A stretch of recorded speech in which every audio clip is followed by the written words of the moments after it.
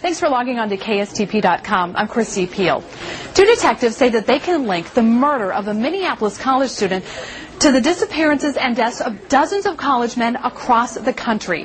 When you finish watching this story, make sure that you click on all of the links to the exclusive web content in the center of this page. All of this has been a mystery until now. Patrick McNeil, Chasky Moan, Matt Kazicki. All across the country. Michael Knoll. The stories are all the same. Brian Wellsden. An athletic. Craig Burrows. Intelligent. Adam Falcon. Well-liked college student goes missing. Family and friends launch a massive search. Weeks or months later, the young man is discovered drowned. In more than 40 cases, the deaths are blamed on a drunken accident, except for one. Chris Jenkins. The death of Chris Jenkins in Minneapolis is the only one where the cause of death was changed from an undetermined drowning to homicide. The level of evil that we're dealing with here is rampant, it's deep, and it's widespread. Because of evidence two retired New York police detectives uncovered in a cross-country investigation, Jan Jenkins now says she knows exactly what happened to her son Halloween night 2002. Chris was abducted in a cargo van. He was driven around Minneapolis for hours and tortured. He was taken down to the Mississippi River, and he was murdered. Kevin Gannon and Anthony Duarte are the retired cops who say they've discovered a link between Jenkins' death and the drownings of at least 40 other men in 25 cities in 11 different states. This all started in New York City 11 years ago. That's when then Sergeant Kevin Gannon made a promise to the parents of the young man he found right here. We knew it wasn't suicide, and it was just, one of those things where he walked out and then was never seen again. When the good Lord calls me back, I want to see my son. Jackie and Pat McNeil's oldest son, Patrick, was last seen in a New York City bar. His body was found 50 days later near the confluence of the East and Hudson Rivers. It's something you learn to live with. You learn to live with a broken heart.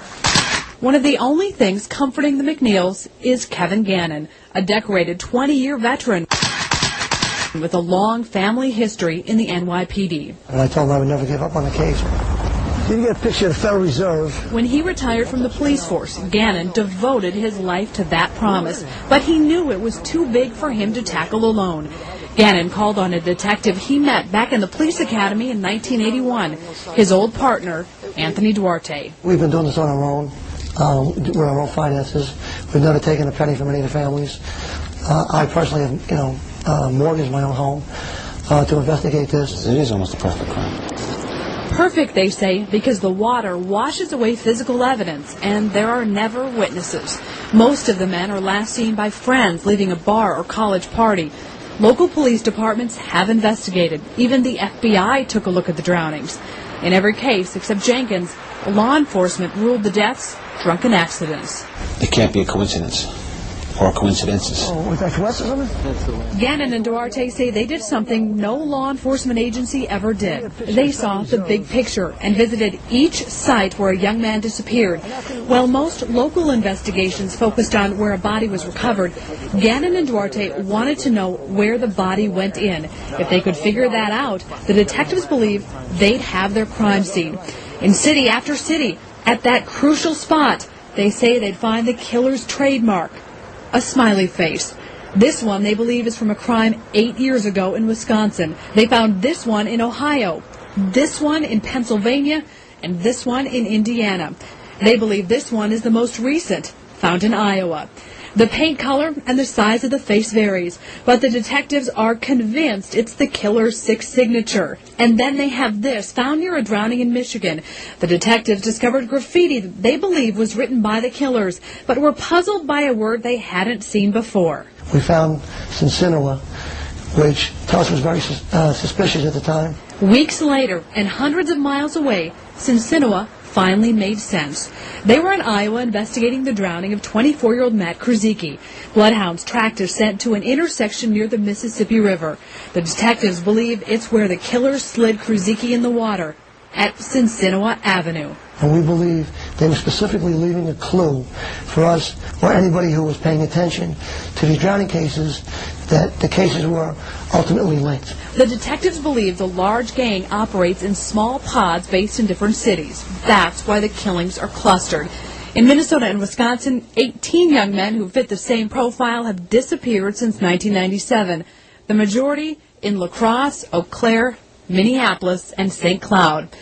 Gannon and Duarte interviewed hundreds of people and even tracked down eyewitnesses. So you believe that you've talked to people who have witnessed at least one of the killings? Correct. Gannon and Duarte say they now know names of killers and specific locations where the gang is operating. They say it's too early to reveal it. They fear the group will go underground, ruining any shot of a criminal case.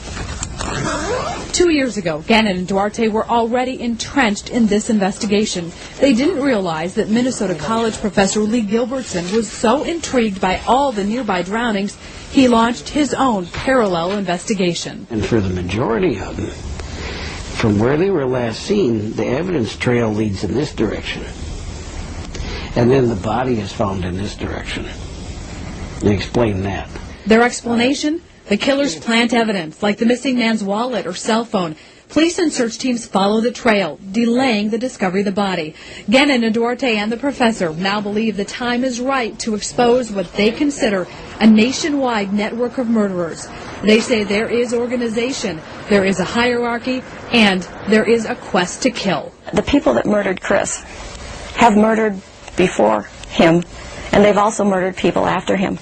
And those people are still at large. God, when does it end? When can we keep our kids safe? You know, what's happening to them out there?